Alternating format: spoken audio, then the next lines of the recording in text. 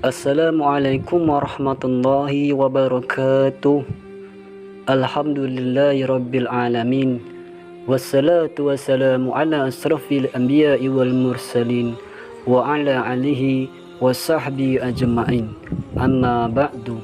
Syukur alhamdulillah karena sampai saat ini kita semua masih diberikan kesehatan oleh Allah Subhanahu wa taala.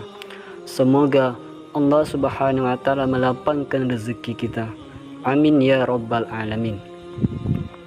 Sahabat beriman yang dimuliakan Allah Subhanahu wa taala, barang siapa yang memuliakan Al-Qur'an, maka ia akan mendapatkan syafaat yang begitu luar biasa, apalagi apabila kita membacanya, memahaminya dan mengamalkannya.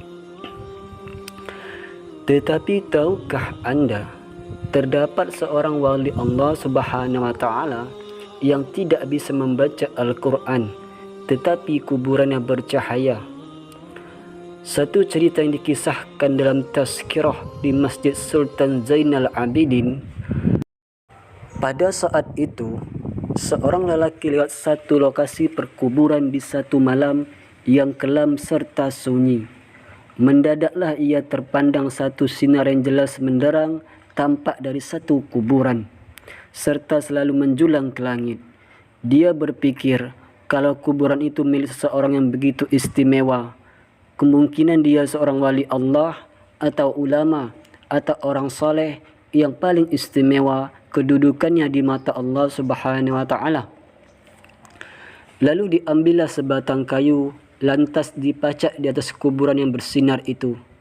Keesokan harinya, lelaki itu datang lagi ke kawasan perkuburan itu dengan ditemani beberapa orang kampung. Beliau menginginkan menyelidiki serta ingin tahu siapakah yang begitu ajaib itu. Untuk tahu dengan selanjutnya, lelaki itu berkunjung ke rumah pemilik kuburan serta berjumpa dengan istri tersebut. Lalu berceritalah keajaiban yang dilihatnya di kuburan suaminya. Yang anehnya, sang istri terkejut dan heran.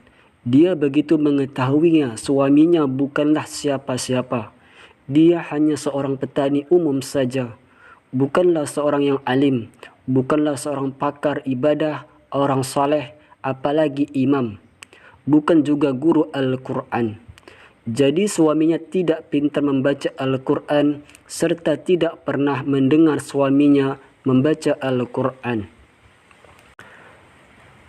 Lalu akhirnya lelaki itu mengajukan pertanyaan, apakah perkara-perkara yang selalu dilakukan dalam kehidupannya setiap harinya, yang pada akhirnya sang istri teringat satu kebiasaan yang selalu dilakukan oleh suaminya. Setiap saat sebelum tidur, suaminya selalu mengambil air wudhu, lalu masuk ke dalam ruangan dan mengambil Al-Qur'an, lalu dicium serta dipeluknya dengan penuh kecintaan serta kasih sayang. Ia akan duduk dan membuka Al-Qur'an itu sehelai untuk sehelai demi sehelai seperti sedang membaca. Sedangkan ia seorang yang buta Al-Qur'an. Dia bahkan meraba ayat-ayat Al-Qur'an itu dengan tangannya, seakan sedang menyentuh serta membelai suatu hal yang sangat ia kasihi. Sang istri berkata, ia pernah mendengar rintihan serta isakan tangis suaminya yang begitu sedih, mendayu-dayu dengan penuh penyesalan. Tuhanku, ampunkanlah saya karena saya tidak dapat membaca kalimat-kalimat ini. Janganlah sampai engkau hukum saya di atas kebodohanku ini ya Allah. Wahai kalam Allah, maafkanlah kesalahanku. Saya tidak dapat membaca kalimah-kalimahmu. Saya tidak bisa bersahabat denganmu. Saya tidak bisa mengertimu. Namun saya begitu mengasihimu. Saya begitu mencintaimu. Wahai kalamullah, janganlah engkau mendakwa saya. Janganlah engkau menuduh saya di hadapan Allah di akhirat nanti. Kemudian lelaki itu memohon untuk melihat Al-Qur'an yang paling disayanginya suaminya itu.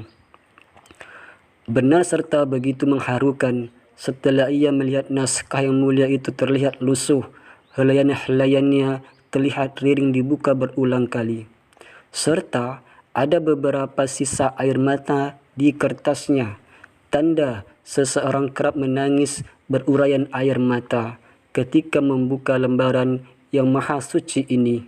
Begitu mulianya kepribadian lelaki ini, hatinya sudah menyatu dengan ruh Al-Quran. Dia begitu mengasihi kalimah-kalimah Allah Subhanahu wa taala dengan sebenarnya. Berarti ia mengasihi Allah dengan semua jiwa serta raganya. Sahabat beriman yang dimuliakan Allah Subhanahu wa taala, marilah kita menghidupkan Al-Quran di dalam masjid kita, di dalam tempat tinggal kita, di dalam diri kita setiap saat serta luangkan waktu kita setiap hari untuk membaca dan memahami isinya. Semoga apa yang saya sampaikan bisa bermanfaat untuk kita semua. Singkat cerita, wassalamualaikum warahmatullahi wabarakatuh. Sallallahu ala Muhammad, sallallahu alaihi wasallam, sallallahu ala Muhammad, sallallahu alaihi wasallam, sallallahu ala Muhammad, sallallahu alaihi wasallam, sallallahu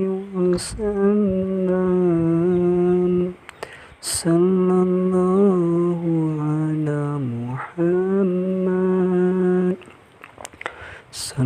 sallallahu alaihi wasallam, sallallahu ala Muhammad, sallallahu alaihi wasallam, sallallahu ala Muhammad, sallallahu alaihi wasallam,